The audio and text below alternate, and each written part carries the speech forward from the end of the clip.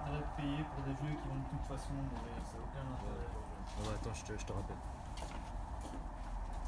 550 € pour l'UNAMI. Il faut vraiment qu'on m'explique à quoi ça sert de payer. Ils vont de toute façon mourir, ces vieux. Je peux t'aider, toi? Attends, t'es sérieux quoi? Ouais, Attends, tout à fait. attends, faut que je te montre une vidéo, c'est pas possible. T'es en train de parler des vieux là? Ouais, tout à fait. Attends, faut que je te montre une vidéo là. Viens, regarde. Bonjour à toutes et à tous. Aujourd'hui, nous allons parler de l'article que Le Soir a publié en mars 2019. En fait, cet article reprenait une enquête de l'INAMI, donc l'Institut national des maladies invalidités, réalisée en 2013 en Belgique et publiée en 2014.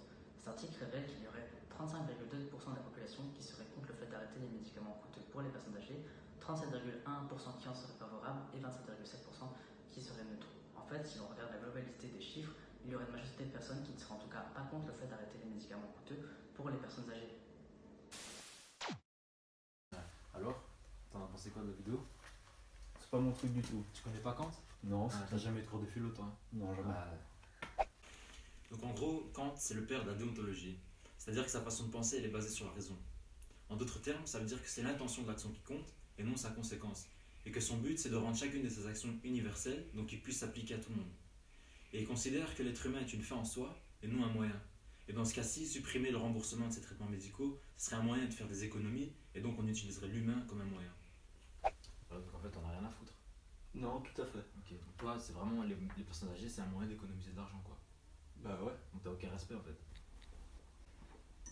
Excusez-moi, j'étais en train d'écouter votre conversation et je pouvais pas m'empêcher d'intervenir. Vous parlez bien des traitements médicaux? Et vous êtes cru où ici? On n'est pas dans une église, hein? Attends, elle a peut-être quelque chose d'intéressant à nous dire. Voilà, merci. Donc moi en fait j'ai un bac en philo, je suis pas facteur. C'est juste mon job d'étudiant. Et vous parliez de Kant, c'est ça? Exactement. Voilà, moi je préfère le point de vue des libertariens, donc je vais vous expliquer. Le libertarisme est un courant philosophique pour lequel une société juste est une société dont les institutions respectent et protègent la liberté de chaque individu.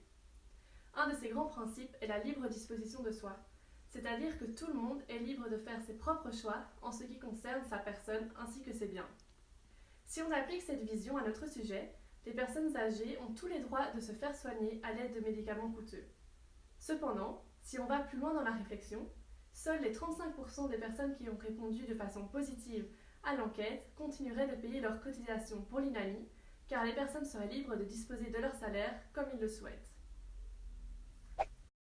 Donc toi, en gros, tu veux payer pour les autres et toi, t'es même pas capable de décider. Sérieusement, Ouais. foutez le camp de chez Oh, moi. oh, oh. T'avais qu'à fermer ta porte frère.